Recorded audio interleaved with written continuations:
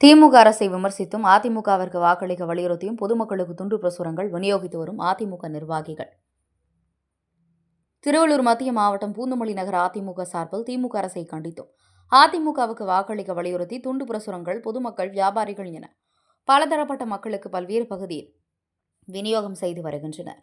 முன்னாள் அமைச்சர் பெஞ்சமின் தலைமையில் பூந்தமல்லி ட்ரங்க் சாலையில் உள்ள சிறுகடை முதல் வணிக வளாகம் வரை வணிகர்கள் மற்றும் பொதுமக்களுக்கு திமுக அரசு மக்கள் நலத்திட்டங்களை செய்ய தவறியதாகவும், விலைவாசிகள் உயர்வு, பெண்களுக்கு பாதுகாப்பு இன்மை, சட்ட ஒழுங்கு பிரச்சினை உள்ளிட்ட பல்வேறு குற்றச்சாட்டுகளை முன்வைத்ததோடு அதிமுக ஆட்சிக் காலத்தில் கொண்டுவரப்பட்ட மக்கள் நல திட்டங்களை பட்டியலிட்டு துண்டு பிரசுரங்கள் விநியோகிக்கப்பட்டது.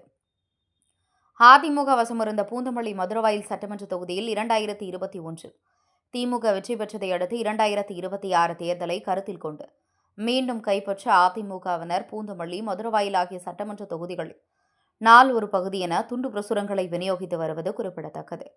உடன் முன்னாள் எம்எல்ஏ மணிமாறன், மாவட்ட அம்மா பேரவை செயலாளர் வைத்தியநாதன், பூந்தமல்லி நகர செயலாளர் ரவிச்சந்திரன், மாவட்ட சிறுபான்மை பிரிவு செயலாளர் சார்லஸ் உள்ளிட்ட பலரும் கலந்து கொண்டனர்.